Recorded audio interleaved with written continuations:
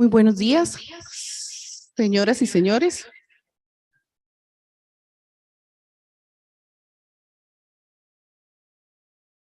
Le damos la bienvenida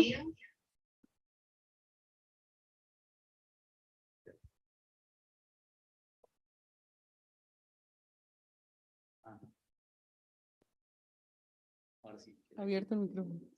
Yo decía que era por aquí. Pero ese micrófono se suena abierto también. Ahora sí. Días, señoras y señores, le damos la bienvenida a este acto de conmemoración de 35 años de aniversario del programa de maestría en computación. En este acto nos acompañan de forma presencial personas desde el auditorio del Centro de Investigaciones en Computación, también de manera remota vía la plataforma Zoom y a través del canal de YouTube del TEC.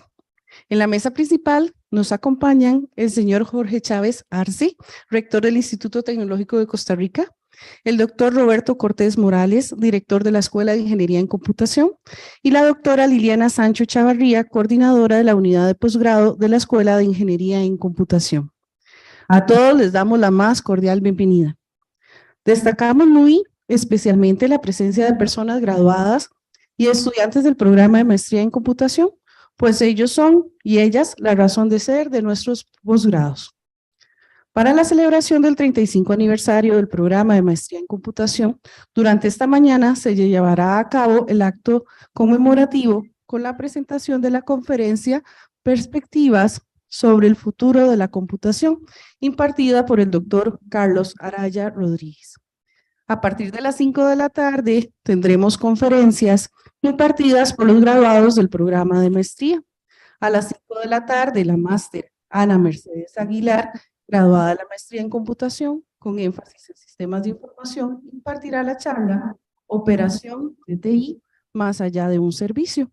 Y a las 6:10 de la tarde será la charla Ciencia aplicada forjando una carrera científica en la industria, impartida por el doctor José Mario Carranza, graduado de la maestría en computación con énfasis en ciencias de la computación. Ambas charlas se transmitirán a través de la plataforma de Zoom por los enlaces que han sido divulgados y que estarán cordialmente invitados a estas interesantes presentaciones. A continuación, en el acto conmemorativo, iniciamos con la palabra a la doctora Liliana Sancho Chavarría, coordinadora de la unidad de posgrado de la Escuela de Ingeniería en Computación.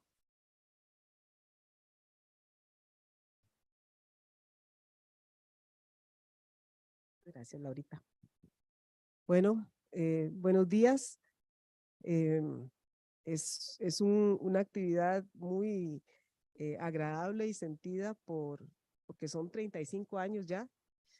Quiero empezar dándole los buenos días al máster Jorge Chávez Arce, rector del Instituto Tecnológico de Costa Rica, al doctor Roberto Cortés, director de la Escuela de Ingeniería en Computación, a las autoridades institucionales presentes, la máster María Estrada, vicerrectora de docencia, a los estimados profesores que nos acompañan, a los estimados estudiantes, que la mayoría están vía remota, a los estimados graduados, al público en general que nos acompañan de forma presencial y remota.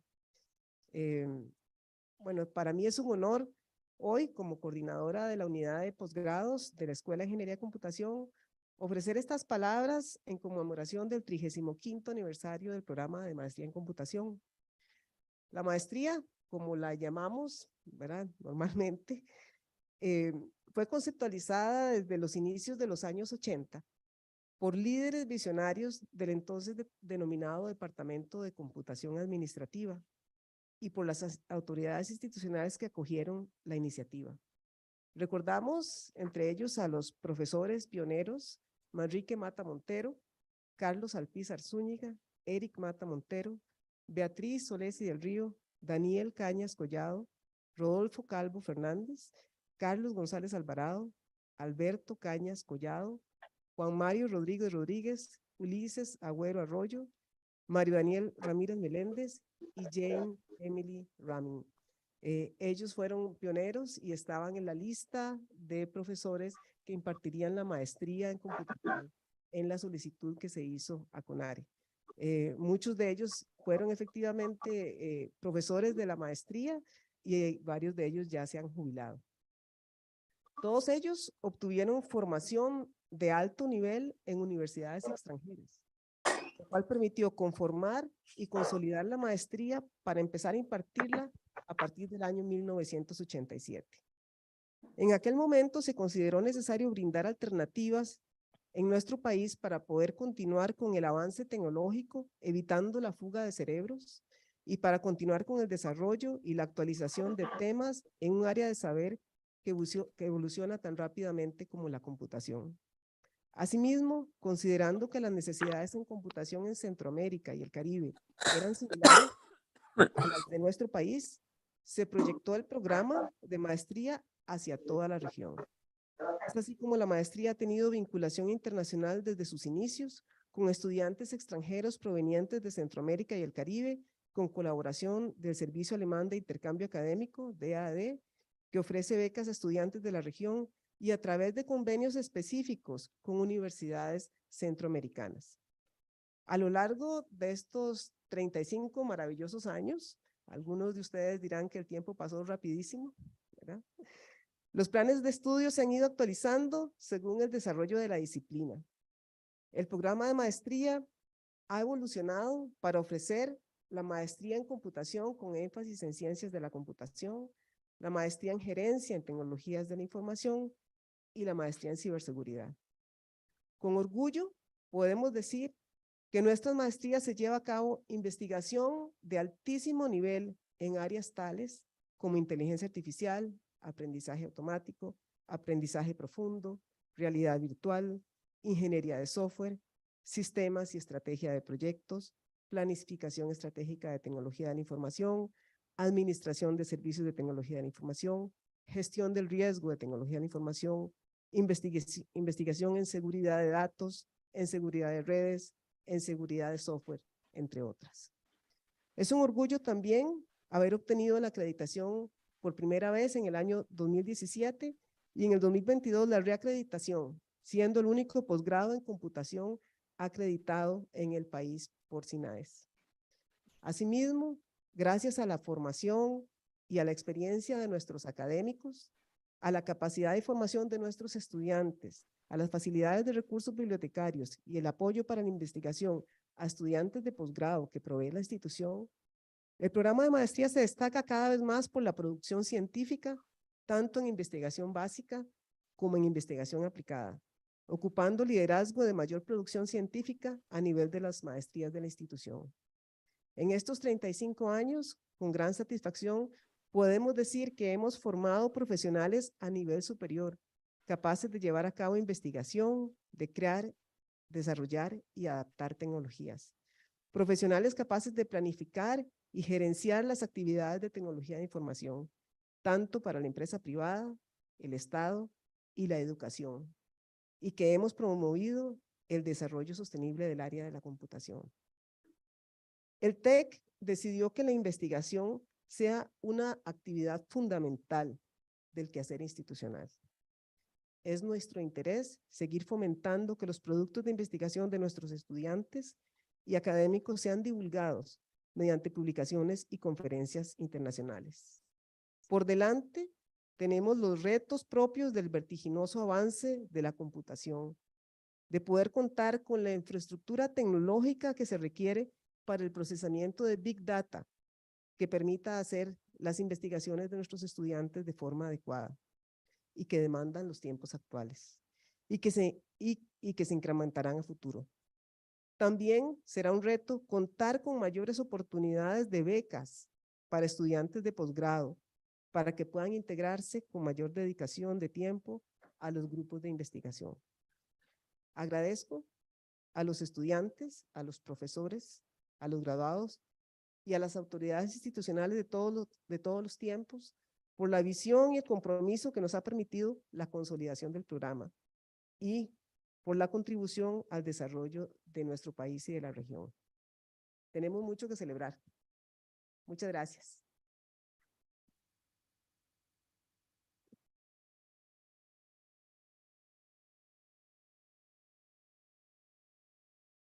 Seguidamente escucharemos las palabras del doctor Roberto Cortés Morales, director de la Escuela de Ingeniería en Computación.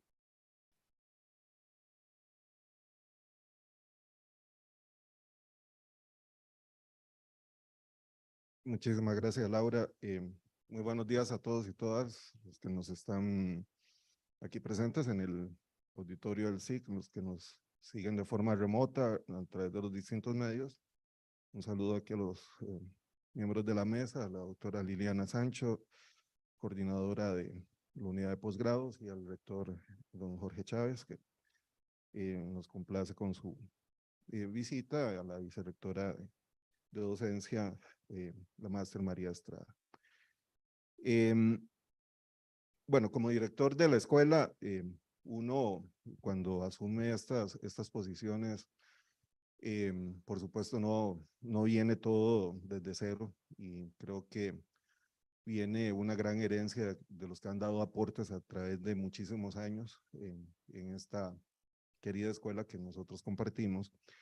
Y así el crecimiento, los aportes, las semillas que dejan sembradas y que van creciendo, entre ellas se encuentra lo que nosotros llamamos la maestría, la cual tuve el honor de dirigir durante 4 años, ser antecesor de Liliana, y que una de las, quizás de las cosas que me llena de orgullo es haber dejado un poquito también esto sembrado, ¿verdad?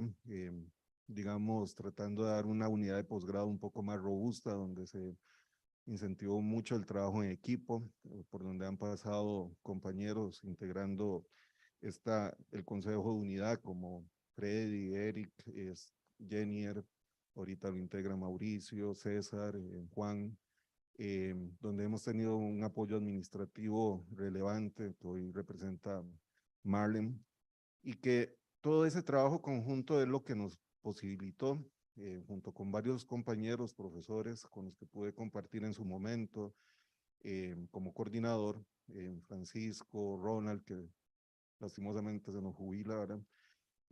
Entre muchas gente que ha dado por esta maestría muchísimo.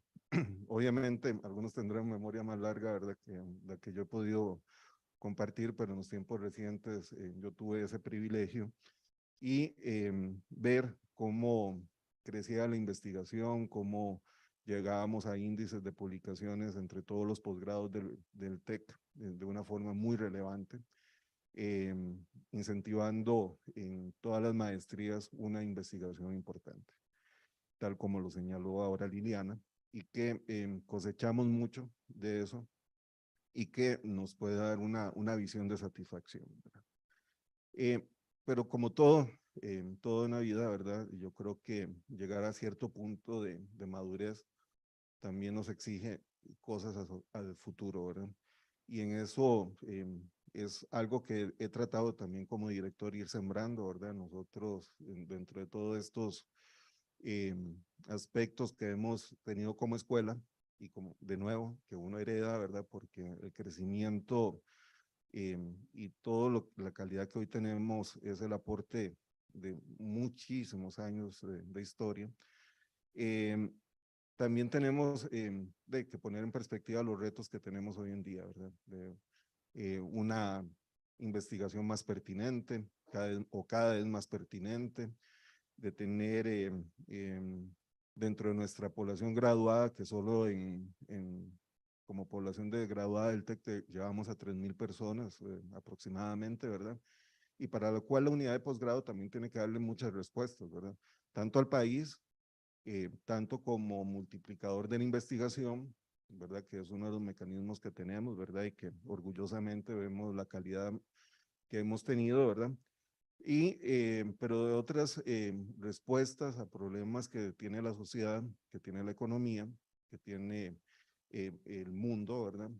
Y entonces la pertinencia, el impacto y todo lo que significa para esta escuela poder insertarnos de una forma mucho más decidida en problemas que aquejan a Costa Rica y al mundo. La unidad de posgrado que hoy lidera Liliana tiene un papel protagónico. Entonces, ver la historia, pero ver también la historia que se nos avecina, la oportunidad de que todos estos pioneros que ya mencionó Liliana, ¿verdad? Los hermanos Mata, los hermanos Cañas, don Carlos González, entre otras muchas personas, ¿verdad? Ignacio, que está aquí presente, ¿verdad? Nos tienen que poner una pregunta a cada uno de nosotros, ¿verdad? De en qué vamos a ser pioneros también, ¿verdad? Entonces, creo que hay momentos en la historia de cada organización que nos llaman a todo el mundo, ¿verdad? A repetir o a imitar o ser creativos en los aportes que tenemos. Entonces, congratularme también de ser parte de la historia. Fui un poquito parte de la historia de esos 35 años, ¿verdad? Junto con todos los compañeros, al tener el privilegio de haberla coordinado por un periodo de 4 años. Y ahora en el rol de director también, digamos, tener el apoyo de Liliana, muy de forma excelente, ¿verdad? Con el equipo de trabajo que ha tenido, ¿verdad? Ver esa perspectiva a futuro de lo que nos avecina y en lo que podemos ser protagonistas. Así que muchísimas gracias a todos, muchas felicidades a la maestría, muchas gracias por este acto que han organizado y a seguir adelante.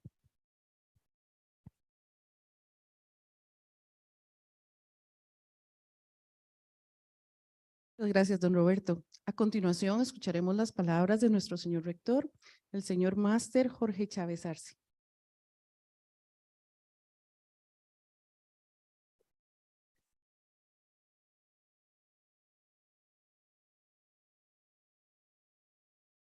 Muy buenos días, tengan todos y todas los aquí presentes y también que nos siguen de manera no presencial.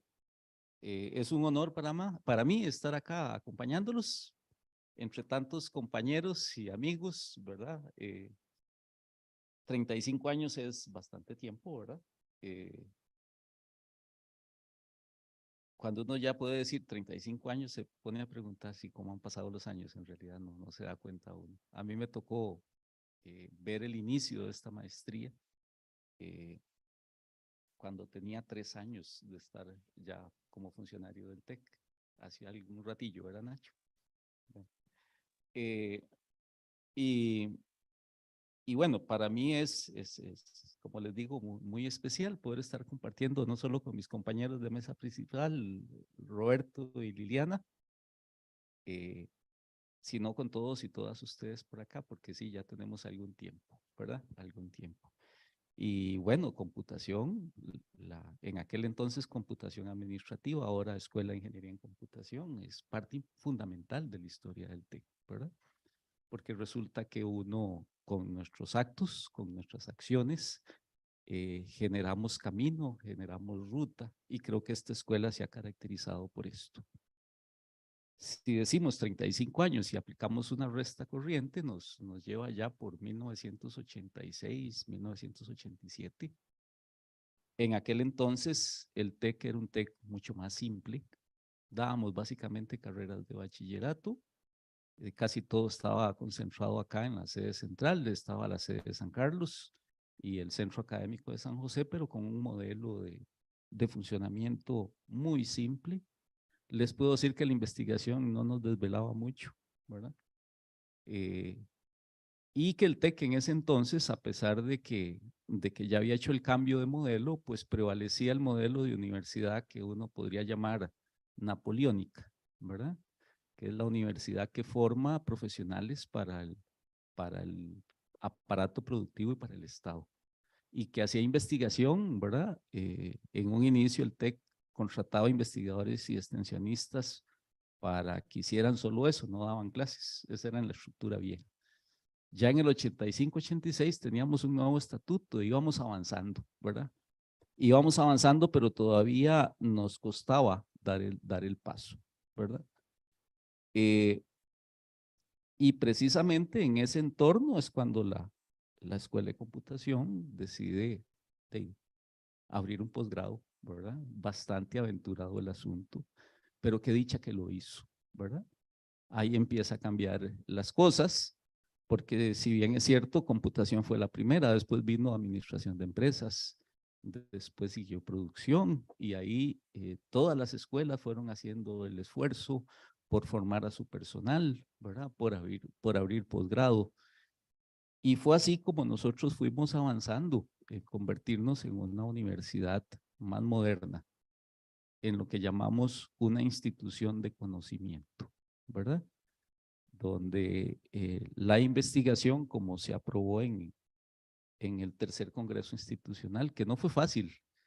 También, si hacemos memoria, ese Congreso empezó en el 2003 y el plenario del Congreso fue tomando los acuerdos, si mal no recuerdo, a finales del 2007.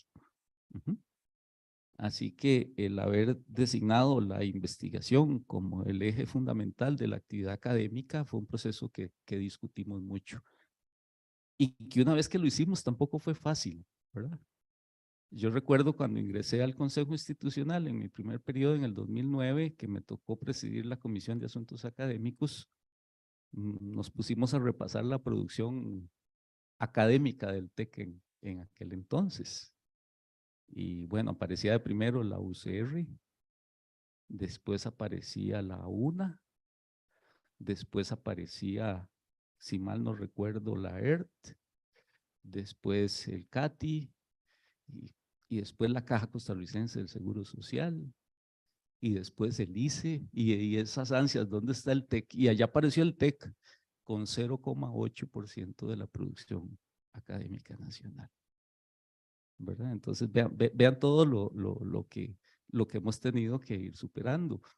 Y bueno, ya con el tiempo, como lo decía Liliana hizo un recuento muy importante porque eso es un posgrado es investigación, un posgrado es el profesor con sus estudiantes trabajando hombro a hombro, produciendo conocimiento y entrenándolos para que sean los futuros profesores y profesoras de las universidades. Creo que ese paso que dan ustedes es muy significativo. Los números del TEC ahora son distintos. Ya estamos en el tercer lugar, difícilmente pasemos del tercer lugar por un asunto de número, ¿verdad? Nosotros somos 860 y resto de profesores. El que está en segundo lugar y en primer lugar tienen el doble de profesores que nosotros, y el que está en primer lugar tienen 5 veces más profesores, ¿verdad? Solo con grado de doctor, 1500 por ahí andan, ¿verdad? Pero yo creo que hemos llegado a un tope importante. Y no hubiéramos llegado a eso si escuelas como la de ustedes no hubieran dado ese paso. Así que la alegría que ustedes sienten con esta celebración, pues la compartimos a nivel institucional. En lo particular, yo me alegro mucho porque sé lo que ha sido un gran esfuerzo de todos ustedes. Y entonces felicitarlos y motivarlos por ese camino de gente visionaria como ha sido la Escuela de Computación, de gente de liderazgo. Uno toma las acciones, pero detrás de ustedes hay mucha gente que ve los ejemplos y los sigue, ¿verdad? Y eso es lo que nos hace crecer como universidad. Entonces, de verdad, mis más sentidas felicitaciones. Lo celebramos con toda la institución con ustedes y que sigan así por ese camino de triunfos y éxitos académicos y dando el ejemplo, siguen dando el ejemplo. Vengo de una reunión del avance de la acreditación. Son la escuela con todas sus carreras acreditadas en todas las sedes, que eso es muy, muy difícil. Son del posgrado acreditado, que la acreditación en posgrados ha sido un asunto que no lo tenemos del todo claro, la importancia estratégica, como sí la tenemos en grado. Pero bueno, computación, ahí está con sus posgrados también acreditados. Y eso de verdad es una gran alegría y nos hace sentirnos muy orgullosos. Así que muchas felicidades y sigan por ese camino. Buenos días.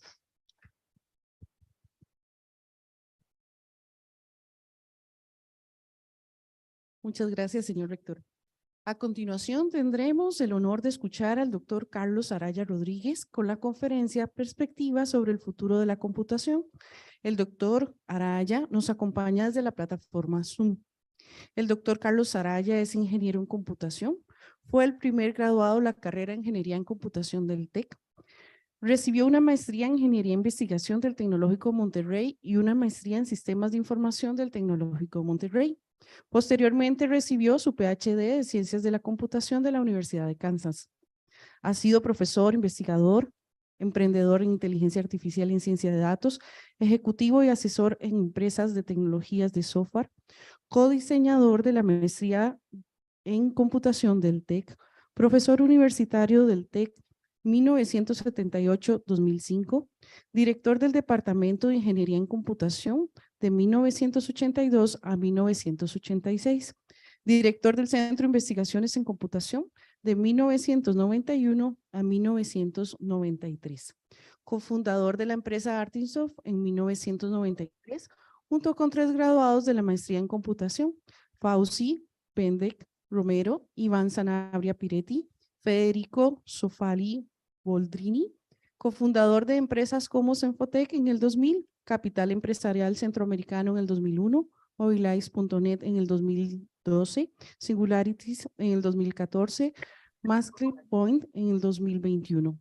Inversionista y consejero de emprendimientos tecnológicos como Sync Machines, ha registrado 9 patentes en Estados Unidos de América. Buenos días, don Carlos.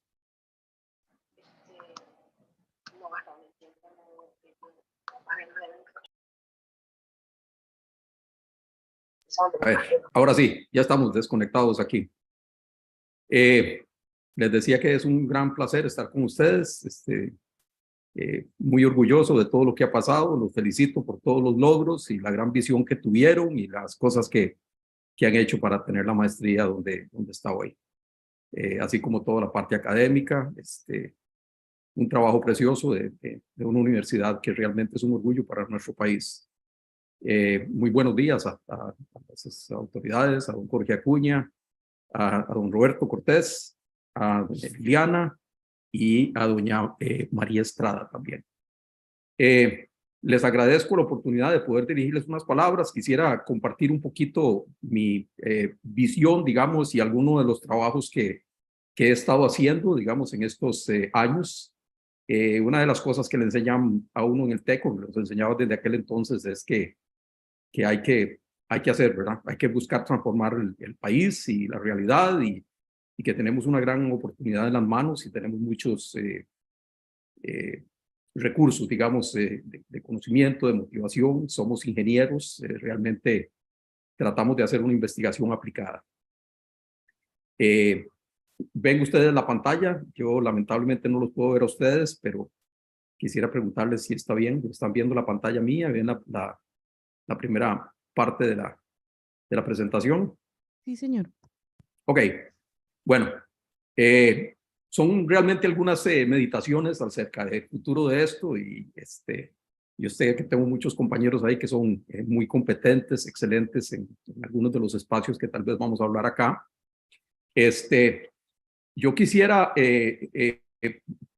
tal vez ponerlo, digamos, en la perspectiva de lo que significa, digamos, la información. O sea, realmente nosotros al final del día somos parte de las tecnologías de información. Somos un pedacito de estos, y realmente es mucho lo que está pasando en información y quería, pues, compartir desde allí. Ok, siempre trato de, ¿cómo se llama?, de recordar que el concepto, digamos, de información propiamente trata o sale del concepto de equivalencia o de igualdad. Este señor David Hume decía que uno no puede, ¿cómo se llama?, que poder distinguir cuando dos cosas son iguales o son diferentes es una condición necesaria para la inteligencia. Y ese principio, o sea, digamos, de la base de la información la desarrolló eventualmente Shannon. De alguna manera pensamos por muchos años que era el que había creado la teoría de la información, pero al final del día nos dimos cuenta que, o nos venimos a dar cuenta que lo que realmente hizo fue crear las bases de lo que es la comunicación de la información, partiendo de este principio, digamos, de cómo distinguir entre dos cosas o no. Es interesante que la definición de información, digamos, desde ese punto de vista realmente casi que está definida en términos de igualdad o diferencia. Y por lo tanto, o sea, realmente está como flotando en el aire, pero muy recientemente han comenzado a aparecer algunas teorías súper interesantes de qué es lo que es la información, en particular la teoría del constructor, que es una que me tiene a mí realmente muy motivado, que es una investigación realizada por David Deutsch y Chiara Marletto de la Universidad de Oxford, El señor David Deutsch, para los que no lo conocen, es como el padre de la computación cuántica. Imagínense el tamaño de este señor, ¿verdad? Es realmente genial, y él realmente empezó a pensar, digamos, de que la información al final del día no es en sí un concepto matemático o lógico como nosotros lo pensábamos, sino que hay que ir un poco más allá. Estos señores y esta señora proponen que realmente la información es una propiedad de la materia, que resulta de la transformación de los sistemas físicos, que tiene propiedades igual que la inercia y otras cosas como estas, ¿verdad?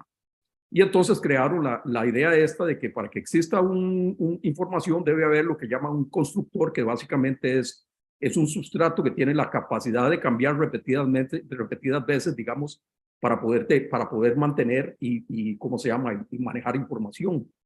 Entonces han creado una serie de principios y cosas que son muy interesantes en relación a lo que es la información. Digamos, la capacidad, por ejemplo, de ser interoperable, es decir, que la información puede estar en diferentes sustratos, ¿verdad?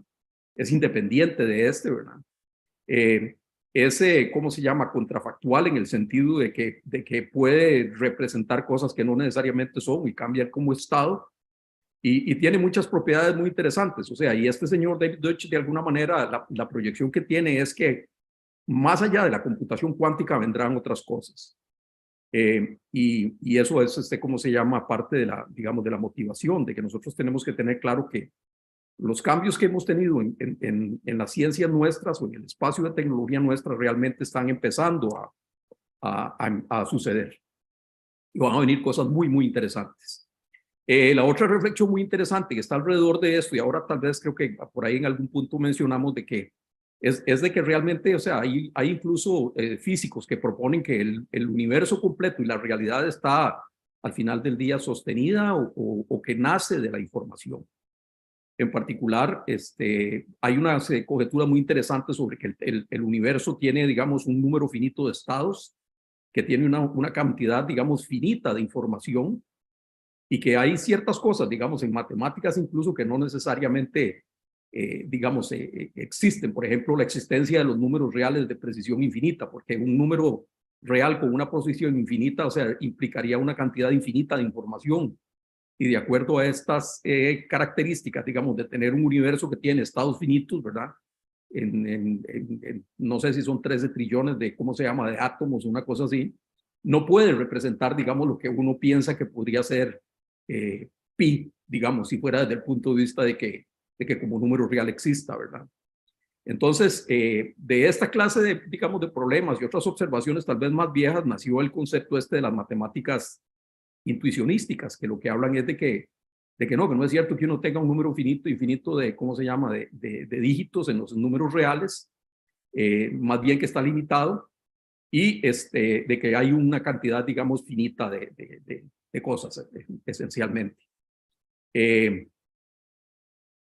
Entonces, yo he estado trabajando un poco, digamos, alrededor de esta cosa. Quería enseñarles aquí un ejemplo, digamos, sobre la clase de cosas que hago. Supongan ustedes que hay una máquina que lo que entiende nada más es que en el mundo existen dos cosas que son A y B, y que A, digamos, y B están en un conjunto, o sea, pueden tener el valor de 0 o el valor de 1, y básicamente que todo el universo, digamos, para esta máquina, o sea, se reduce a 4 estados posibles del mundo. O sea, hay 4 mundos posibles para esta máquina, sobre lo que la máquina puede pensar que está pasando. Cada una de las combinaciones de A0 o B0 hasta 1B1, ¿verdad? Y las consecuencias, digamos, de que hay cosas que son iguales o diferentes, ¿verdad? También las máquinas entienden, digamos, o entenderían que los números como conceptos, o sea, son iguales a sí mismos y diferentes a todos los demás. Ese sería como un axioma importante, digamos, en esto, ¿verdad? Como concepto. Y de la misma, o sea, por esa misma razón, pues entendería que hay cosas como que A0, B1 y A igual a B, es una cosa que no existe en ningún estado del mundo. Entonces, vean qué cosa más interesante tienen las propiedades de los dominios finitos. Digamos, cuando uno se pone a pensar que si realmente los números o las variables existen, digamos, en dominios finitos, vean qué clase de cosas más interesantes. Suponga que tenemos una máquina A, que lo que sabe es que A es igual a 0, nada más. Entonces, esa máquina al final del día, o sea, ella no sabe si está en el estado 1 o en el estado 2. Lo único que sabe es que A es igual a 0, B es igual a 0. A es igual a 0, o sea, no sabe si B es 0 o es 1, ¿verdad? Sigue sabiendo de que B está en este núcleo aquí o en este conjunto, que A es menor o igual que B, eso es lo que sabe la máquina, ¿verdad? Y supongamos que viene, como muchas veces pasa en el mundo, viene la máquina que es la compañera de esta máquina, que es contraria, le vamos a llamar, que dice, no, sabe que el mundo no es como usted piensa, es completamente diferente. Y le dice que no es cierto que A es igual a 0. Entonces veamos a ver qué sucede, digamos, aquí en un universo, digamos, de estados finitos como el que estamos. Venimos y negamos esto que está acá. Aquí, o sea, yo agregué algunas cosas como que A es igual a 0, 0 es menor que 1, 1 es igual a 1, ¿verdad? Son cosas que nuestra máquina original sabe, ¿verdad? Y que ahora contraria le dice, no, pues eso no es, o sea, todo lo que usted piensa no es así. Y empujamos este símbolo, digamos, dentro de este AND de aquí y aparecen un montón de ORs que están acá, donde entonces la máquina determina, ok, A es diferente de 0, B no es cierto que esté entre 0 y 1, A es mayor que B, ¿verdad? Que es el reverso de este. 0 es diferente de 0 y algunas cosas de estas, y comienza a darse cuenta que algunas de esas son falsas, ¿verdad? Que le están tratando de meter un gol. Y entre esas, digamos, una muy importante es que le dicen básicamente que B pertenece al conjunto vacío. Ok, pero el universo que la máquina entiende es este, o sea, ella no entiende que puede, digamos, existir un valor vacío, digamos, para B, o sea, B tiene que ser algo, y entonces esta misma que está acá, digamos, se vuelve falsa, y al final con lo que termina sabiendo es que A es igual a 1, que B es menor que A, o que B es menor que A, y básicamente lo que termina sabiendo es de que A es igual a 3, de que el mundo está en el estado 3 o está en el estado 4, en uno de estos dos que están acá, ¿ok? Entonces vean qué interesante, o sea, si, al simplificar esto, lo que al final quedó, aunque contraria le dijera a uno que estaba totalmente equivocada, al final del día lo que queda es que A es lo que pensaría uno cuando uno niega a 0. O sea, es una propiedad bien interesante que negando cosas, digamos, en una cosa de estas, en estados de, ¿cómo se llaman?, representaciones finitas, uno puede realmente modelar un concepto que es bastante no monotónico, digamos, de alguna manera, porque lo único que cambió aquí fue el valor de A, no cambió nada más. Entonces, partiendo de esto, o sea, yo he estado trabajando en algunas cosas, digamos, que son bien vacilonas, digamos, con lógicas modales. En particular, o sea, si ustedes ven, si ustedes recuerdan los conceptos de, digamos, de las pinturas de Escher, se acordarán de que hay, o sea, en Escher, o sea, uno empieza, digamos, en unas escaleras y da vueltas y vuelve al punto de partida, ¿verdad? Bueno, aquí estamos saliendo de algo muy parecido, o sea, si nosotros tuviéramos que A es igual a 0 y B es igual a 1 y lo negamos, o sea, llegamos a este otro lado que está acá. Este es exactamente el conjunto complementario, digamos, en el conjunto de los espacios, solo siguiendo puras, ¿cómo se llama?, reglas algebraicas, digamos, o los axiomas del sistema, ¿verdad? Basado, digamos, un poco en estas observaciones, hace muchos años yo comencé a crear un sistema que se llama Aleph, es un sistema lógico, es una lógica modal, o sea, la he estado trabajando desde que hice el doctorado, gracias a una beca del TEC. Fue parte de las investigaciones que yo hice durante mis estudios. Y básicamente lo que llegamos a ver es que pues, uno puede tener espacios de información. En aquel entonces no nos había ninguno de los investigadores que estábamos, o sea, entendíamos cómo podía ser que pudiéramos tener números o colores o cosas, digamos, diferentes a falso verdadero, ¿verdad? Pero resulta que con los años meditando, digamos, acerca de esto, o sea, llegué a ver cómo se pueden meter estos otros conceptos dentro de una lógica modal que permite modelar, digamos, básicamente lo que yo le denomino espacios de información. Entonces, vean, por ejemplo, digamos aquí, supongan ustedes que tienen 3 variables, y aquí, o sea, pues, variables para mí y para los que entienden un poco más esto, son funciones no interpretadas. Pero básicamente, o sea, digamos que tienen una variable de urgencia, una variable de prioridad, una variable de riesgo, ¿verdad? Y entonces vean qué interesante, como, o sea, por ejemplo, digamos, si uno quisiera decir quién es A, este cubo que está acá, bueno, es donde la urgencia está, digamos, en uno de estos dos valores, donde el riesgo está en este rango que está aquí y donde la prioridad está, digamos, en este rango. ¿Ok? B tiene una caracterización parecida, C también, y comienzan a aparecer cosas muy interesantes. Yo puedo calcular D, o yo puedo calcular dónde es que A y C se interseca. De hecho, yo puedo decir, por ejemplo, yo podría decir que yo no sé si estoy en el estado A o el estado B, por ejemplo. Yo estoy en un espacio que es A o B. Yo puedo modelar esto. No es un espacio contiguo, si ustedes lo ven. Son espacios discretos de estados posibles del mundo. O sea, aquí lo que estamos viendo, digamos, en este diagrama de acá, son los posibles estados del mundo para una máquina que lo que entiende son 3 dimensiones. Entonces, si yo hiciera la intersección de estos dos, o sea, al final del día, si ustedes hacen el álgebra, lo que queda es que de este espacio que está aquí, este que está aquí es la solución, digamos, de hacer la intersección de estas cosas que están aquí. Y ahorita lo vamos a ver más. Resulta que un señor en las lógicas modales estas que se llama Saul Kripke, que yo no sabía, pero se murió hace 2 meses, muy lamentablemente, que propuso, digamos, la semántica de lo que él llama los mundos posibles. Realmente es una extensión de uno de los conceptos que Leibniz propuso desde hace muchos años, de que realmente el mundo tenía un conjunto, digamos, de estados posibles. O sea, para Kripke, digamos, había todos los mundos posibles, eran las combinaciones de falso y verdadero. Para mí, o sea, o para lo que descubrimos con esto de Aleph, es de que uno puede tener, en vez de tener falso o verdadero, yo le puedo asignar valores a esto, ¿ok? Y mientras que sean finitos, ¿verdad? Otra vez, para los que han visto un poco de estas cosas, o sea, si hubiera un número infinito, digamos, entre de dígitos aquí, por ejemplo, en el riesgo, estaríamos sonados porque nos agarraría Cantor, ¿verdad? El teorema de Cantor, y nos diría que no podemos enumerar los mundos, entonces entraríamos en un problema. Pero así, o sea, si ustedes lo restringen a esto, a un mundo finito, a estados finitos, entonces sí es posible que uno pueda tener una enumeración completa de todos los estados del mundo, ¿ok? Pero por supuesto, digamos que son grandísimos, son demasiados. Imagínense, con solo estos que están aquí, yo creo que son 5 por 20 por R, por la cantidad del set que le pongamos a R. Entonces es bastante grande. Ahora, por supuesto que lo que se trata con los sistemas simbólicos es de que yo no voy a estar, digamos, lidiando con todos ellos, ¿verdad? Sino que yo simbólicamente puedo representarlos, como lo estoy representando aquí, como si fuera un espacio. ¿Ok? Es un espacio lógico, o sea, en programación lineal uno podría describir esto con desigualdades y cosas de esas parecido. Bueno, aquí los describimos en lógica, ¿ok? Como todos los puntos discretos que están, digamos, en este espacio. Entonces, basado en eso, o sea, yo desarrollé la lógica esta modal, Aleph, le llamo yo, y le llamo Aleph por el libro de Jorge Luis Borges, y no sé si ustedes han tenido, ¿cómo se llama?, la oportunidad de leerlo, pero los invito a leerlo. La historia de Aleph es muy interesante, el cuento de Borges. Es un punto en el universo donde están todos los mundos posibles, para ponerlo de esta manera, ¿verdad?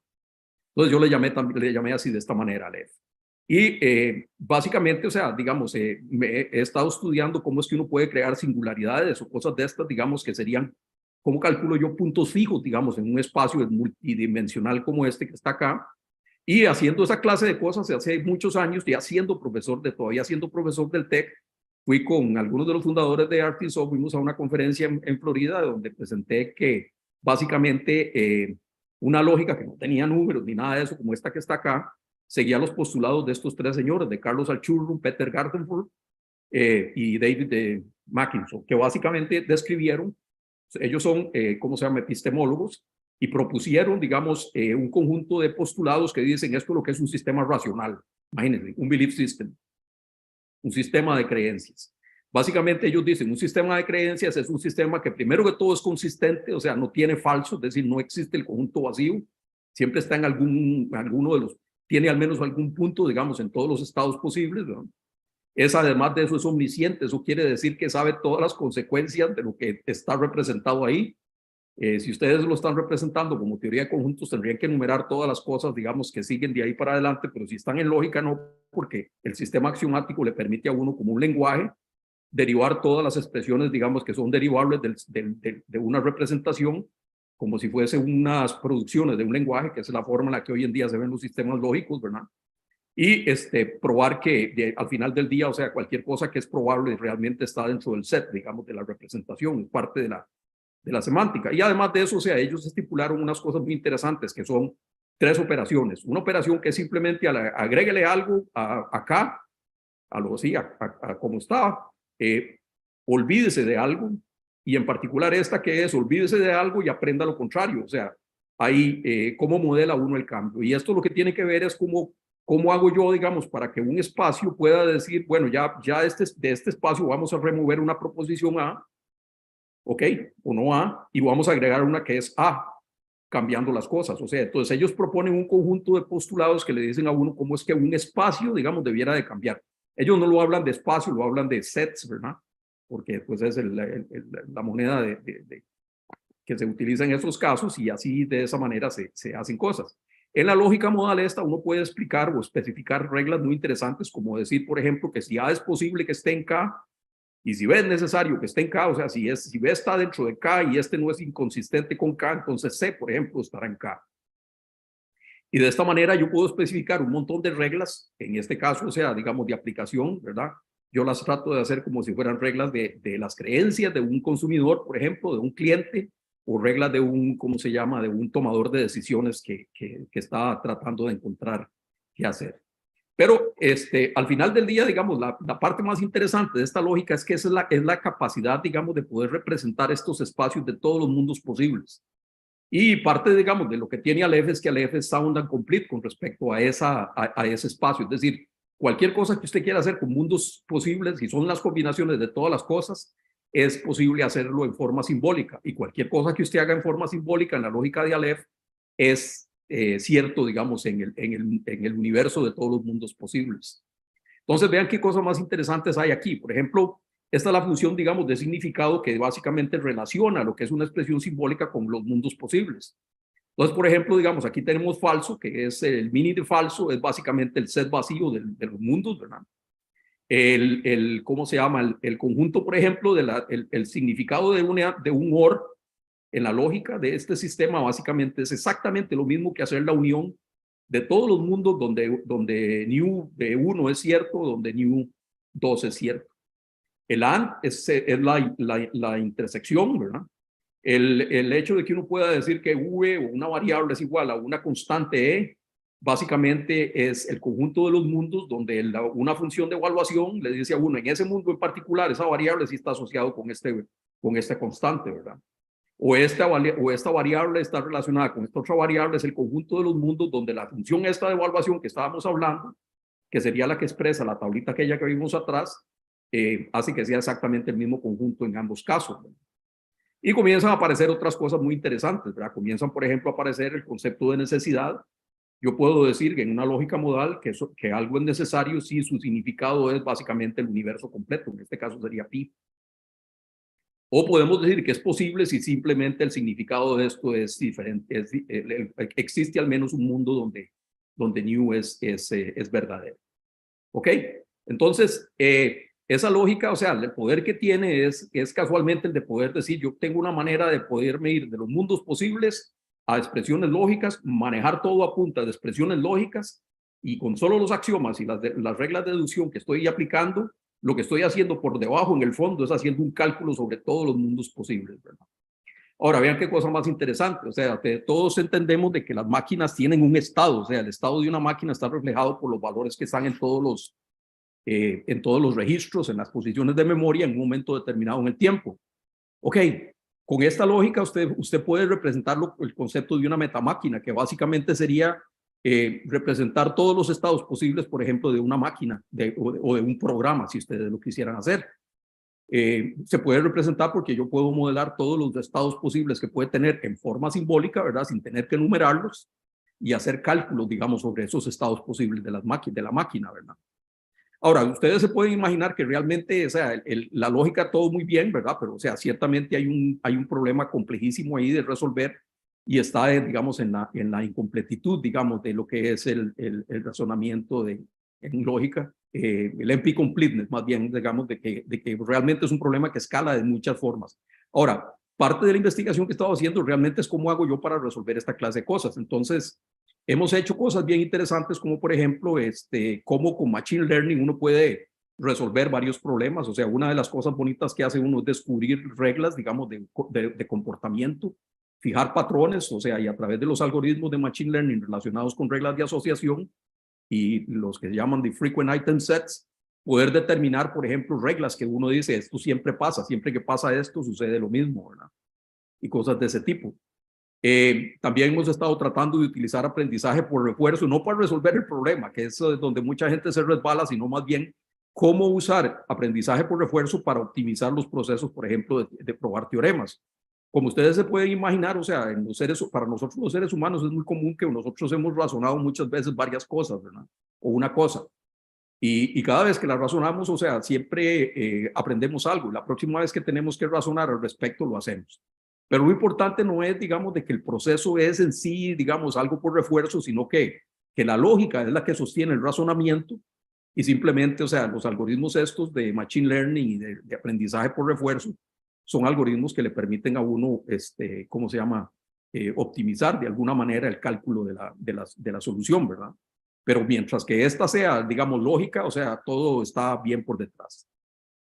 Finalmente, o sea, digamos, parte de las cosas que hacemos es tratar de utilizar los métodos de satisfacción de restricciones que en los últimos años han dado una evolución muy grande y muy interesantemente, o sea, cada vez están más basados en pruebas de teoremas, ¿verdad? Al punto de que este señor Peter Stuckey, o sea, dice que las búsquedas ya están muertas, o sea, no es necesario estudiar métodos de búsqueda, lo que necesitamos es estudiar pruebas de teoremas, ¿ok? Pero aquí están los problemas, digamos, los problemas de la vida real. O sea, el software, como ustedes, y en relación al tema de la conferencia, es que está empezando a ser cada vez más difícil y complicado para los seres humanos. O sea, la gente dice, tenemos ingeniería de software, todo bien, toda esa cosa, pero al final, en el fondo de las cosas que estamos haciendo, y esto, o sea, cualquier persona que esté en la industria se los puede decir, o sea, realmente estamos lidiando con un problema monstruoso, muy difícil. O sea, sostener, digamos, ambientes en la nube, DevOps, por ejemplo, o sea, cada día son problemas más serios, ¿verdad? Y todo es porque las herramientas que estamos utilizando realmente son muy precarias desde mi punto de vista. O sea, y el approach, y ahora vamos a hablar un poco de eso, o sea, debiera de ser la aproximación, el método de solución debiera ser un poco diferente. Aprendí y he mejorado mucho mi estilo de programación después de que leí a Hemingway.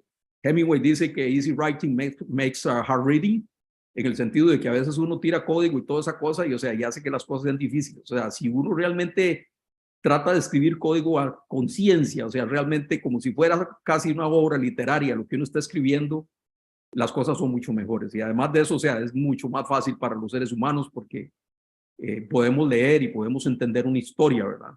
En vez de un montón de hechos, digamos, sueltos sin ninguna relación y con el uso muy impreciso de nombres, ¿verdad? Para eso, o sea, nosotros necesitamos elevar el concepto de los sistemas, ir más allá de los números. Como ustedes lo ven, esta lógica le permite a uno lidiar con otra clase de conceptos, ¿verdad? Con tipos, por ejemplo, o sea, tenemos un sistema de tipos preciosos, ¿verdad? En estos lenguajes de programación, y aún así uno ve que los parámetros de un método normalmente son doble o son entero o son una carajada, así que es que exactamente lo mismo que decir chunche, ¿verdad? Porque es un chunche, o sea, no le estamos dando el nombre a las cosas que debe ser, sino que simplemente decimos, aquí viene un chunche que es un doble, ¿verdad? Y eso hace hard reading, ¿verdad?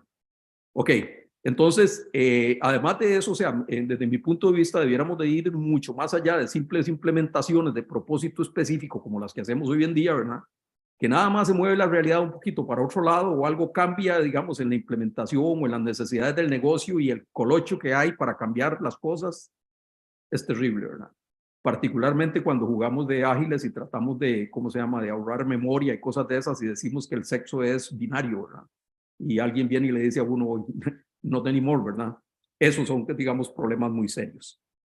Ok, entonces en Aleph uno puede hacer un conjunto de ecuaciones y cosas como estas que están acá, que se las voy a tratar de explicar. O sea, básicamente esto lo que dice es que uno puede tener puntos, digamos, como K, que lo que tienen son un conjunto de leyes. O sea, aquí son todas las cosas que siempre son ciertas, que van a estar en todos los estados del conocimiento. Y reglas como estas que les mencionaba en un principio, donde yo digo, si esta K sub I es derivable de K y B sub I es consistente con K, o es posible, que es este símbolo que está aquí, entonces CI está en K.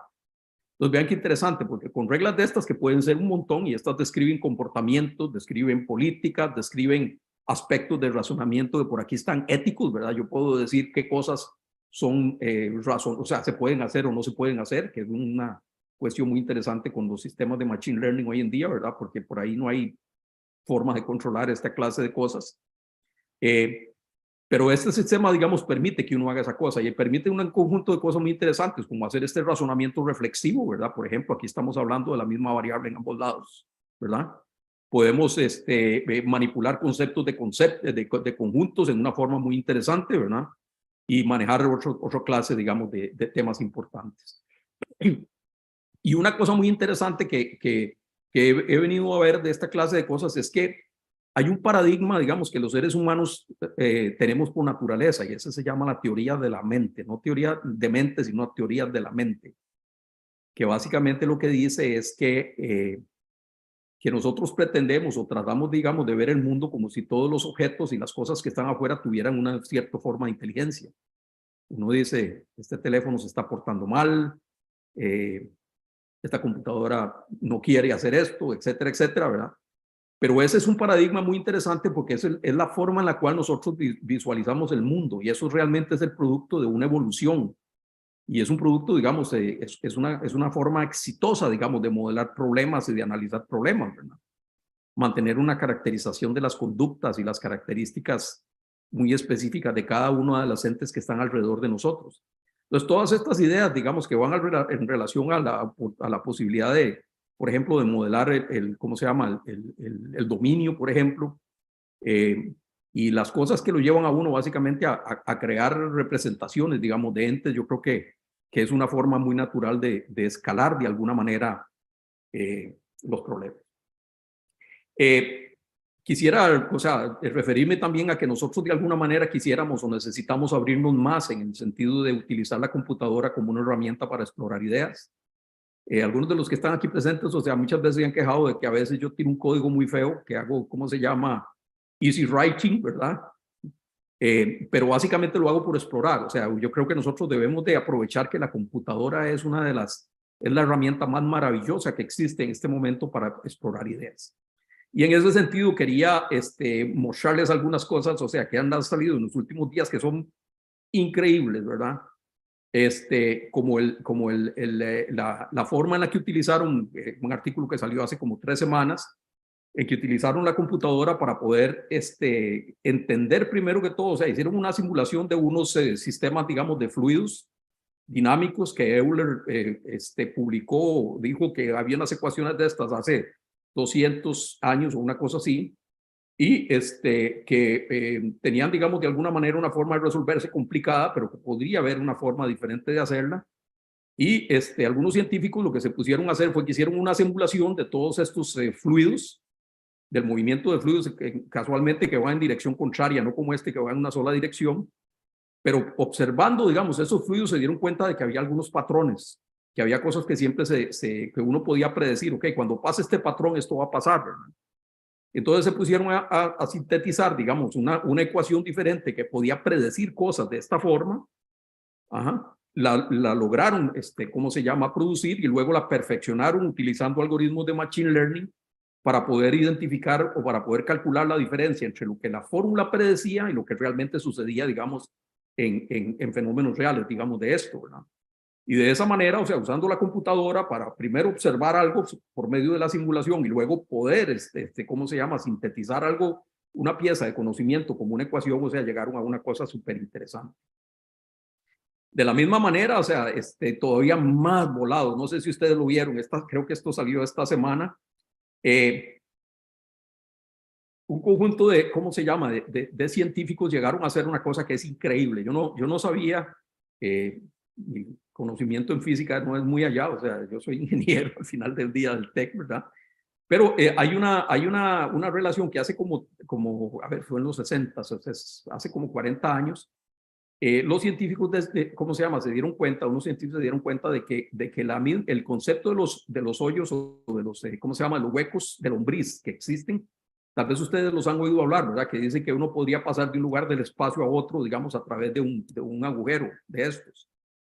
Que fue casualmente, ¿cómo se llama?, el producto de uno de los artículos de Einstein con Rosen.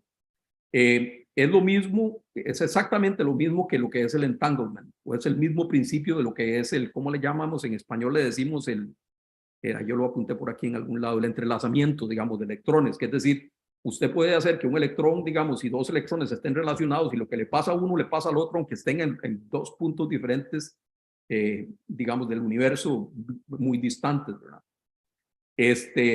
El concepto de ese entrelazamiento realmente es una locura, ¿verdad? Realmente es difícil, digamos, de comprender, pero resulta que Einstein también, junto con Rosen y otro científico, el mismo año que publicaron de que existían o la posibilidad de que hubiese agujeros de lombriz en el universo, publicaron un paper especificando que también había, ¿cómo se llama?, entanglement, ¿verdad? Y fue este señor David Deutsch, que al principio de la presentación les hablé, que propuso que uno podría construir una computadora cuántica utilizando casualmente el entrelazamiento de electrones. Los que hemos programado, o sea, nos hemos dado cuenta del o de montones de veces donde uno ha dicho, ¿qué podría yo dar para poder tener en esta pieza de código algo que realmente me mantuviera estas dos variables o estos dos valores, digamos, relacionados, ¿verdad? O poder hacer, digamos, cosas como, digamos, de que ustedes saben que en un circuito eléctrico la electricidad encuentra el camino de mínima resistencia casi que inmediatamente, o sea, y cuando uno lo trata de analizar digitalmente con teoría de la complejidad, le dice que ese es un problema NP complete y que necesitaría, o sea, necesita unas cantidades de tiempo y de computación que son locas, pero sin embargo la naturaleza lo hace todo el tiempo.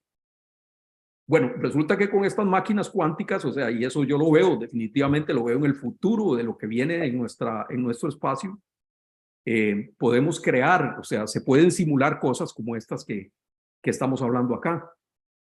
Estos científicos, o sea, aunque ustedes no lo quieran, no es que lo simularon, lo crearon. Dentro del chip de la máquina cuántica que tiene Google, hicieron el entrelazamiento, digamos, de los electrones de un lado de esto, los entrelazaron con otros del otro lado de estos de acá, ¿ok? Los entrelazaron y al rotarlos los valores de ellos de cierta manera, o sea, el sistema produjo un agujero de estos. En física, en la realidad, o sea, en la naturaleza se produjo una cosa de estas. Y todavía hicieron una cosa más loca que esa, y es que Einstein decía que nada podía pasar por una cosa de esta, porque la misma gravedad y cosas lo destruirían. Pero otro científico había identificado que hay una manera, digamos, de crearle un campo magnético a esto, de tal manera que uno podría pasar información a través de esto, y estas personas hicieron que pasara un qubit de un lado a otro, a través de un agujero de estos, de lombriz real. O sea, es una cosa que uno dice, o sea, el día que nosotros podamos hacer esta clase de cosas con la información de una organización, o sea, vamos a estar completamente en otro nivel. Resolviendo otra clase de problemas, y eso, o sea, yo lo veo en el futuro de nuestra profesión casi que allí. Desde el punto de vista, digamos, de las cosas que yo he estado trabajando con este sistema de Aleph, es muy interesante cómo uno puede, según este científico Daniel Kahneman, los seres humanos estamos siempre, o sea, tenemos como dos sistemas, un sistema que nos permite aprender, andar en bicicleta y comer chicle y caminar a la vez, y otro sistema que es el que se prende cuando uno, por ejemplo, va manejando y se atraviesa un perro o pasa algo en el camino y uno tiene que básicamente poner un montón de energía en tratar de entender y racionalizar qué es lo que tiene que hacer, y se mueve, digamos, a una velocidad más lenta. De hecho, o sea, es sabido que es un producto de la evolución. Cuando usted está en un sistema de estos, cuando se está cayendo de la bicicleta, por ejemplo, ¿verdad? Y entra a trabajar el sistema 2, o sea, la cantidad de energía que uno consume, calorías, es como 10 veces, digamos, la que se consume en esto. Por eso cuando uno sale después de un examen, para que ustedes se acuerden de los pobres estudiantes, o sea, uno está exhausto muchas veces, ¿verdad? Lo interesante es que estos que están acá en el sistema 1 sí son muy predecibles, digamos, con algoritmos de Machine Learning, pero desde mi punto de vista necesitan lógica para que realmente sean dependable, es decir, que sean confiables, que yo pueda saber que lo que está haciendo el sistema lo está haciendo bien, porque el Machine Learning me permite hacerlo muy rápido, ¿verdad? Pero la fundación, digamos, de eso, el razonamiento que está siguiendo está bien. Y estos otros que están acá de razonamiento son esos que yo les digo que son NP complete, son no polinomiales, y por lo tanto, o sea, se ocupan métodos probabilísticos para poderlos pasar, pero esos métodos probabilísticos deben estar también en la solución. Es decir, la solución tiene que ser lógicamente correcta, no es una solución probabilística, es correcta. El método de encontrarla y la posibilidad de determinar si es la mejor solución o no la es, realmente es así, es probabilística, ¿ok? Entonces, como conclusión, o sea, ha habido una discusión súper interesante recientemente con esto de poder utilizar una computadora ¿cómo se llama? Para probar un teorema, que hace como 4 años este filósofo Byung-Chul Han, que si no lo han leído se lo recomiendo, porque yo creo que es el único que entiende qué es lo que está pasando en nuestra sociedad. Él plantea que realmente o sea, no es lo mismo, digamos, que una computadora pruebe un teorema o descubra algo que a que nosotros lo descubramos, los seres humanos en particular. O sea, la prueba del teorema está bien, pero lo que dicen los científicos es de que detrás de todas estas cosas, de una prueba de un teorema, siempre hay una conjetura, siempre hay un conocimiento adicional que uno necesita saber, digamos. No se trata simplemente de probar algo, se trata de entender, en otras palabras. Y eso yo pienso que con el paso del tiempo vamos a enfrentar cada vez más cosas en que las computadoras van a descubrir cosas que nosotros vamos a tener serios problemas tratando de entenderlas, ¿ok? Yo veo la computación cuántica como un hecho, o sea, esa es la manera de escalar la cantidad de cosas que se pueden hacer, en particular en todo este tema de lo que es satisfacción de restricciones, prueba de teoremas, o sea, hay mucho trabajo muy interesante porque estos sistemas son como muy apropiados para eso, porque no hay un algoritmo específico, estamos lidiando de alguna manera con algo muchísimo más abstracto, ¿verdad? El paradigma de la mente, o sea, la idea de poder crear agentes gemelos digitales, que son como temas súper quemados hoy en día, pero el de poder crear entes que tengan, que sean sistemas de creencias y que puedan manejarse, digamos, independientemente, modularmente, o sea, creo que crea o es un paradigma que nos permitiría o nos permite escalar, digamos, la construcción o la solución de problemas muy complejos, ¿verdad? Y finalmente, o sea, sí, yo lo veo claro que por el estado en el que estamos con toda nuestra ciencia, o sea, realmente vamos hacia la automatización del software. Eso es una necesidad y esa automatización no es el seguir metiendo capas y capas de esto, sino más bien de levantar el paradigma, digamos, a un nivel más que sea relacionado con inteligencia artificial y en particular con representaciones, o sea, no solamente el de poder, digamos, computar en una manera como lo hacen las de satisfacción de restricciones o la prueba de teoremas, sino representar la información, representar el conocimiento y poder, ¿cómo se llama?, evolucionarlo conforme vamos aprendiendo de otras cosas. Esa sería mi charla de hoy. Espero no haberme pasado del tiempo. Voy a cerrar la presentación para poder verlos a ustedes y que pasemos, será una sesión de preguntas, ¿verdad? Doctor Araya, por sus palabras, Sí. por su conocimiento y por compartir ese conocimiento con nosotros. A continuación, abrimos un periodo de preguntas en donde esperaremos que los colegas que se encuentren vía Zoom puedan poner sus preguntas en el chat para nosotros posteriormente leerlas. Y a los compañeros que se encuentran aquí presentes, por favor, les pedimos que levanten su mano para hacer las preguntas al doctor Carlos.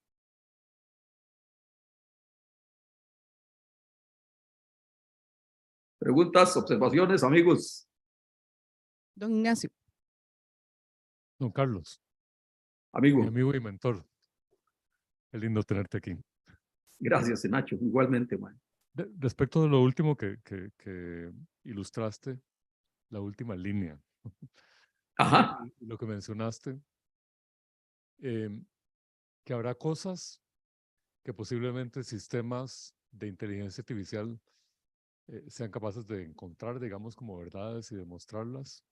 Sí. Pero también líneas arriba decías, el señor ese cuyo nombre no puedo pronunciar. Byung-Chul Han. Sí, Sí. sí. Que una condición de inteligencia es poder explicar, poder entender. La pregunta más bien va en el sentido de si una condición interesante sería para estos sistemas el que estén en capacidad de explicar cómo llegaron a una conclusión o a hacer algún tipo de inferencia.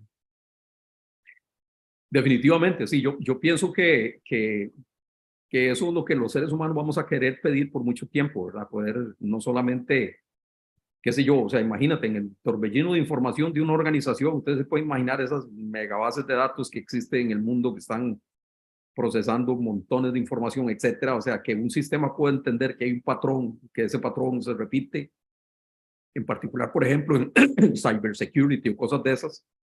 O sea, ¿qué valor tendría para nosotros si no nos pueden explicar qué es lo que está pasando, verdad? Y eso es lo que Byung-Chul dice. Byung-Chul, by the way, él es un, ¿cómo se llama? Es un filósofo, es un ingeniero en metalurgia de una universidad en Corea que se fue a Alemania y ¿cómo se llama? Y se hizo filósofo. Creo que es profesor todavía de la Universidad de Hamburgo. Él lo que dice es que, o sea, la respuesta de él fue en relación a hace 4 años, no sé si ustedes se acuerdan, que alguien en Google publicó un artículo que decía al final de las teorías, que decía que de aquí en adelante eran las máquinas las que iban a generar las teorías. Byung-Chul lo que dijo es que, o sea, se necesita algo más que esto. Y en este paper último que acaba de salir sobre las ecuaciones estas de Euler, es muy interesante porque hay algunos científicos que dicen, bueno, o sea, tiene que ser que nosotros lo entendamos, o sea, hasta dónde se vale, digamos, hacer pruebas de teoremas y cosas de esas o descubrir cosas con una máquina si no podemos entender las cosas. O sea, realmente parte del arte de matemáticas es siempre ese poder entender qué fue lo que sucedió, ¿verdad? Para mí, o sea, es como una condición necesaria, importante. Yo no diría que es una condición necesaria de la inteligencia, pero porque eventualmente va a suceder. O sea, nosotros no vamos a poder entender muchas cosas. O sea, es muy interesante. O sea, realmente, sinceramente no sé qué decir al respecto de eso, porque con todas estas cosas, digamos, de que la información está en la base de la realidad y lo que puede pasar con la teoría del constructor y estas cosas, o sea, es complejo saber por dónde va la bola respecto al conocimiento y la conciencia. De hecho, hay un par de artículos ahí interesantes sobre eso. Pero sí, para nosotros es una condición necesaria para que sea útil, ¿verdad?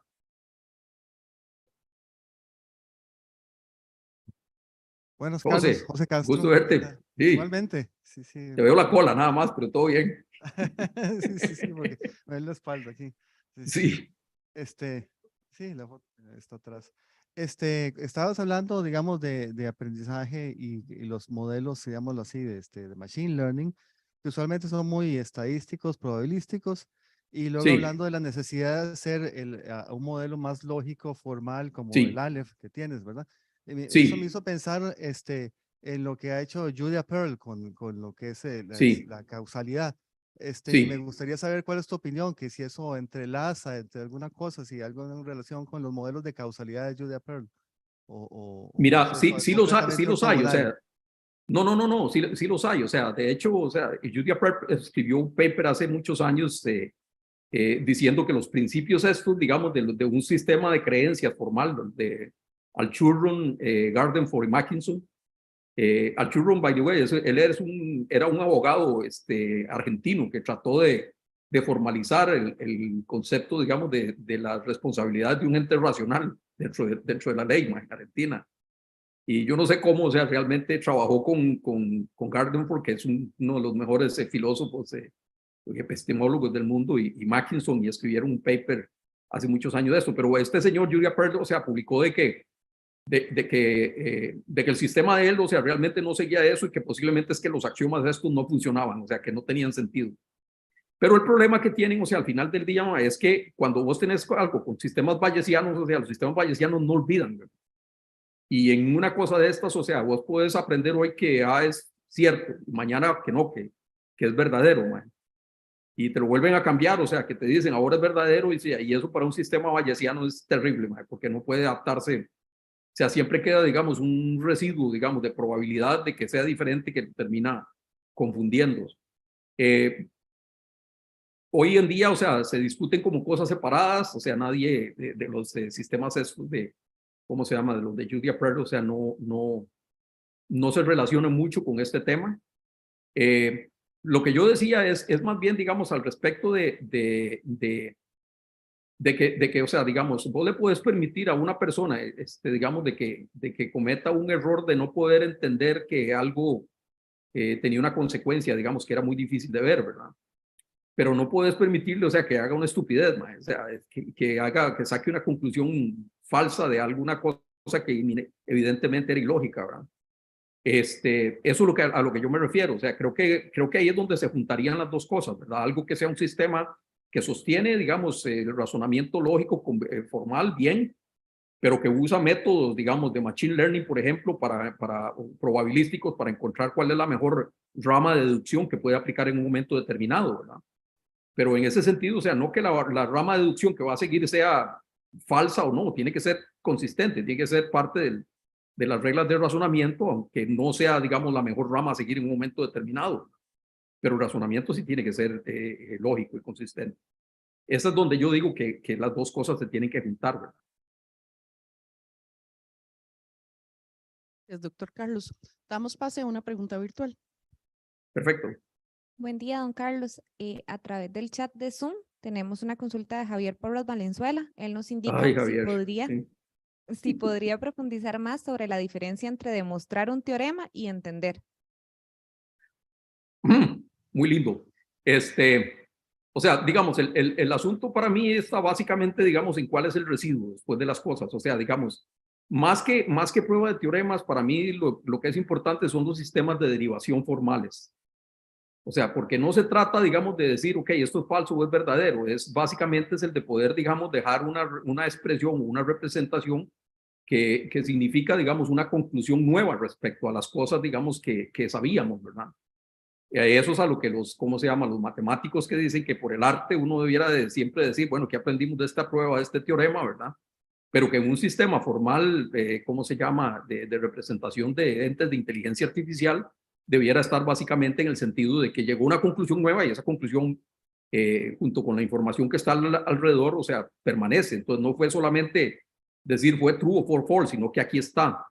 Y parte de las cosas, por ejemplo, que suceden con sistemas como los de Prolog y Datalog y esas cosas, es que lo que sirven es para probar si algo es consistente o no es consistente, falso o verdadero, igual los métodos de satisfacción de restricciones, ¿verdad? Pero al final del día el problema es mucho más grande que ese, desde el punto de vista de que también hay que mantener, digamos, una representación de las cosas y seguirlo alimentando. O sea, eso existe. Nosotros, digamos, vamos más allá de probar que estábamos equivocados o no, sino que seguimos adelante con la vida con un montón de cosas más y aprendemos de las cosas que hicimos, ¿verdad? De los errores que cometimos y debiéramos de aprender también de las cosas que ya hicimos y salieron bien, ¿verdad? Es parte de lo que Reinforcement Learning y estas cosas hacen muy bien, ¿verdad? Porque yo no sé si es peor cometer el mismo error otra vez o volver a repetir algo que ya sabíamos que era de cierta forma, ¿verdad?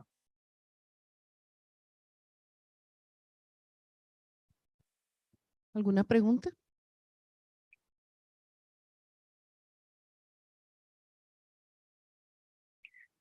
Estos sistemas lógicos que les informaba tienen dos cosas muy interesantes. Vieran que ese tema, digamos, de poder calcular la negación es una cosa que en Prolog sería como pegarle un balazo, ¿verdad? De un estado de una cosa. Y después la otra que es muy interesante, es la capacidad de proyectar, digamos, un estado de creencias o una representación, un espacio de los que yo les mencionaba, proyectarlo en unas dimensiones. Porque eso es lo que es enfoque. Al final del día, o sea, si ustedes tienen que razonar sobre algo que es urgente, inminente en este momento, que se prende fuego ahí atrás en las, ¿cómo se llaman? Las pantallas que están aquí debajo del monitor donde estoy yo, o sea, en ese momento hay que pensar solamente sobre eso. ¿Y qué es lo que significa? Básicamente es quitar todo el ruido respecto hacia y dónde estará, ¿cómo se llama? La cocina del tecnológico abierta hoy o no, y qué podemos hacer al respecto. Y eso se puede lograr de una manera muy interesante con solo agarrar el modelo que tenemos y proyectarlo en las dimensiones que son relevantes, ¿verdad? Entonces hay una operación de enfoque, digamos, súper interesante que uno puede hacer con un sistema de esto. Bueno, a ver, la pregunta. Don Carlos, un gusto saludarlo. Freddy Ramírez. Freddy, Muchas ¿qué gracias tal? Muy bien, ¿usted? Un gusto Bien, saludarlo. gracias. Ahora mencionaba algo que me parecía muy interesante respecto a que el software está siendo demasiado complejo para los seres humanos. Sí. Y es que no solo el software, sino todo su contexto alrededor, toda su documentación, todo su mantenimiento, toda su seguridad, etcétera. Sí. Y si seguimos con esta misma tendencia, pues lo que se visualizaría, valga la frase, es que la complejidad tiende a ser cada vez más compleja. No se visualiza que pueda atender a su facilidad de gestión.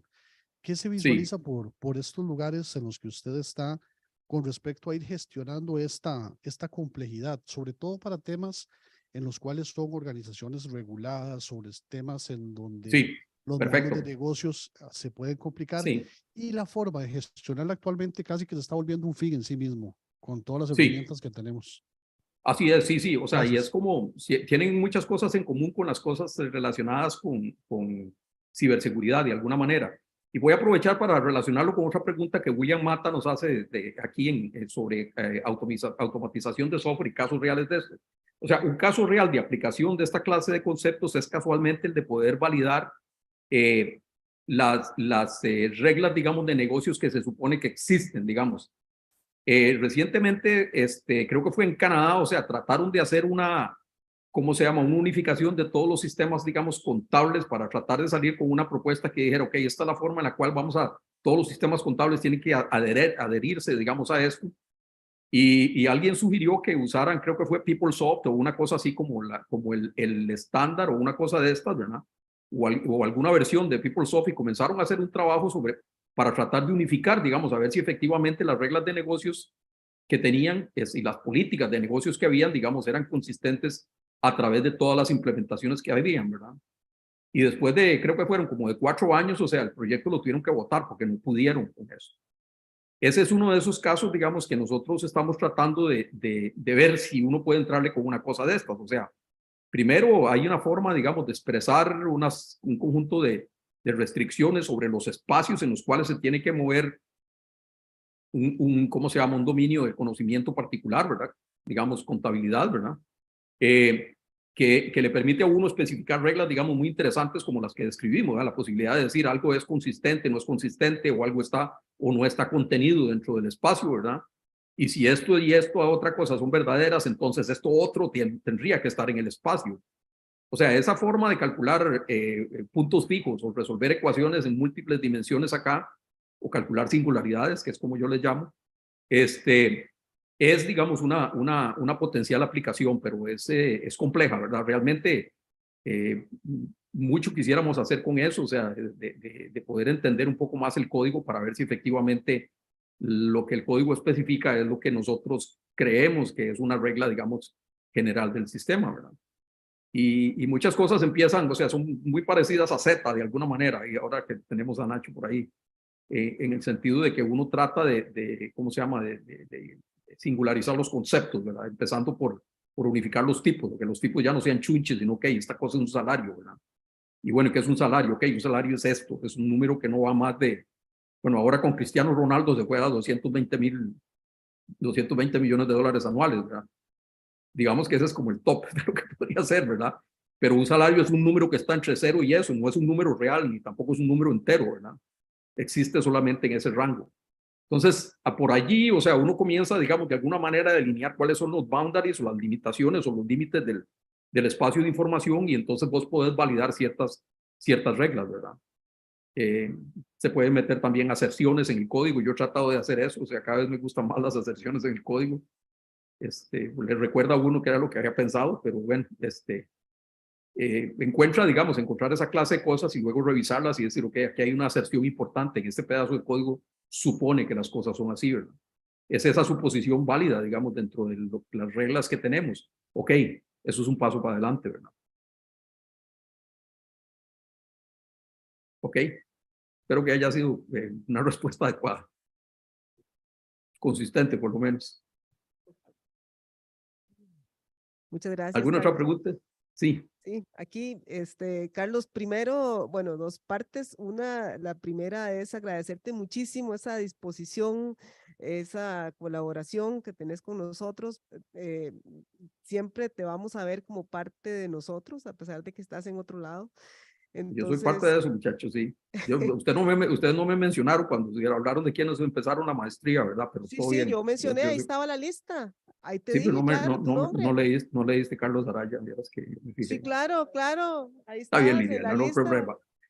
Okay. Ahí está. Ahora podemos poner la grabación otra vez. No te preocupes. No hay, Claro. no hay vanidad. Aquí no hay vanidad. Sí, Carlos, has sido parte de nosotros, ¿verdad? Por situaciones no estás aquí con nosotros, pero siempre como que sos un referente, y nos gustaría muchísimo que estuvieras muchísimo más presente con nosotros de alguna manera. A veces lo conversamos entre colegas, ¿verdad? Y sabemos A mí que me Carlos encantaría también, sería tiene lindísimo. perspectivas. Ahora que tenemos estas posibilidades no presenciales, ¿verdad? No sé en qué lugar del mundo estarás, pero ahora que tenemos estas posibilidades no presenciales, pues tal vez tendríamos la oportunidad más adelante de vernos tal vez más seguido. Y eso Claro, creo que sería sería yo encantado, sí, sí. para nosotros muy enriquecedor. Y yo te agradezco mucho esa disposición. Y bueno, lo segundo, una pregunta que vos mencionaste, que el software se va a generar automáticamente también, va a haber una posibilidad de generar automáticamente software. Y en esa Sí. perspectiva, y también pensando en la computación cuántica, en toda esa perspectiva que vos tenés ahí a futuro, los ingenieros en computación del futuro, ¿cómo deberían ser? O sea, a nosotros, a nosotros que somos formadores, ¿verdad? Nos Sí. toca, y hemos ido variando, hemos ido generando nuevas cosas, hemos ido aprendiendo constantemente en este campo, estamos aprendiendo, pero Sí. ¿cómo será eso? ¿Cómo será los futuros másters en computación? Me gustaría, no sé, como tal vez tener tu Mira, perspectiva. sí, esa pregunta es súper interesante. La verdad es que yo no tengo muy claro algunas cosas de estas, ¿ok? Para mí, o sea, debiera de ser una persona que es muchísimo más sofisticada desde el punto de vista en lógica y matemáticas, que conoce, digamos, los algoritmos, cómo trabajan, digamos, todo este tema de Machine Learning, o sea, ya debiéramos de decir, ok, eso es un súper algoritmo, sirven para muchas cosas, es parte del stack de algoritmos que tenemos, ¿verdad? Pero sí, a mí me preocupa mucho porque, o sea, todo lo que son cuestiones relacionadas con el conocimiento están en la línea de cosas que pueden ser reemplazadas por cosas de inteligencia artificial, ¿verdad? Hace muchos años, cuando hicimos Artinsoft, o sea, hablábamos de que desde que uno puede traducir código, digamos, en una manera automática, básicamente porque esto es una especificación formal, el código, cualquier programa es una especificación formal de cómo resolver un problema. Y bueno, se ha logrado de muchas maneras interesantísimas, lo que hemos hecho ha sido muy vacilón, pero ahora, digamos, desde el punto de vista de la programación, o sea, vienen cosas como, no sé si ustedes vieron un artículo que apareció hace como 6 meses, una cosa así, de un programa, de un sistema de Facebook que puede programar, ¿cómo se llama? Lo pusieron a participar de alguna manera en la competencia más interesante, creo yo, no estoy seguro, de programadores del mundo, y el sistema ciertamente no es el campeón, pero pues es mejor que el 54% de los programadores que estaban allí, que participaron. Y lo que es increíblemente interesante es que las especificaciones del problema que le pusieron a los programadores fueron dadas en lenguaje natural. O sea, es decir, el problema se describe en lenguaje natural y el sistema hizo mejor que el 54% de las personas, ¿verdad? Creo que eso fue el año pasado, ¿verdad? Ustedes pueden estar seguros de que ese número va a llegar a 80, 70%, 90% en los próximos 3 años. No hay manera que no. O sea, por todo lo que está pasando. Estas ecuaciones del flujo de Euler que yo les hablaba hace un rato, dicen que tiene unas aplicaciones tremendas en las redes neuronales también, porque es una forma muchísimo más eficiente de hacer la adaptación, digamos, en la propagación hacia atrás, ¿verdad? O sea, vienen un montón de cosas así, digamos, muy fuertes. Entonces, yo pienso que lo que pueda, digamos, ir hacia principios, por ejemplo, ¿verdad? Es importante también lo que tiene que ver, digamos, con metodologías, ya más desde el punto de vista de la relación humana, de cómo eventualmente interactuaríamos, digamos, con una máquina. O sea, ¿qué es, digamos, la diferencia de tener un compañero, digamos, de trabajo que es una máquina? O sea, ¿cómo interactúa uno con eso? O sea, ¿cómo podemos, o cuál debiera ser nuestra forma de conducirlo, de administrarlo, de cómo se llama, de darle las especificaciones, cómo se llama, de describir el trabajo, de valorarle el rendimiento, de hacer todo lo que hacemos con los seres humanos, hacerlo con algo que está haciendo programas, ¿verdad? Por un lado. Y por otro, o sea, sí, yo siento que la necesidad es levantar el nivel de descripción de los problemas, es aproximar. Y eso es lo que yo trato de hacer con la lógica y este concepto de los mundos posibles, o sea, es de poder aproximar la descripción de la solución de un problema más a la forma en la que nosotros hacemos especificaciones. Creo que las especificaciones van a ser cada vez más formales y ese va a ser, digamos, como el dominio donde uno va a programar, o sea, generando una especificación muy formal, de muy alto nivel, digamos, de cómo resolver un problema. Y la máquina, o sea, va a tener que llegar hasta abajo y vamos a tener que entender métodos de cómo validar que efectivamente lo que nosotros queríamos expresar es lo que está, digamos, siendo traducido por la máquina. Esas, digamos, como lo que siento que debiéramos de hacer, ¿verdad? Para una carrera de computación de los próximos 10 años, 5 a 10 años, ¿verdad? Muchas gracias, doctor Araya. ¿Alguna otra pregunta? Tenemos una aquí de Santiago Molina que está en automatización del software. Las máquinas nos ayudaron a programar y entender mejor el código teniendo en cuenta eso que mencionó. Creo que era easy writing, hard reading, o la cuestión será peor aún. No, o sea, el easy writing, ¿cómo se llama? Hard reading, o sea, es eso de que realmente sí tenemos que levantar nuestro nivel de abstracción a la hora de expresarnos, ¿verdad? Con la máquina no se juega, o sea, la máquina, no hay máquina mentirosa, en otras palabras, ¿verdad? Como dicen en póker, ¿verdad? No hay máquina mentirosa, o sea, lo que uno pone es lo que es, y yo creo que nosotros tenemos que aprender a expresarnos de una manera muchísimo más sofisticada. Cuando yo digo de levantar, digamos, las especificaciones formales, es casualmente en esa dirección, ¿verdad? Es decir, más a describir las necesidades, digamos, de una manera más formal y abstracta, ¿verdad? Para que la traducción, digamos, o la automatización de eso vaya más directa, ¿verdad? Eso es lo que creo yo. Gracias, doctor Araya, por compartir su conocimiento con nosotros y también por instruirnos. Concluimos así, de esta manera, el acto del día de hoy, no sin antes invitarles a las charlas que tendremos a continuación.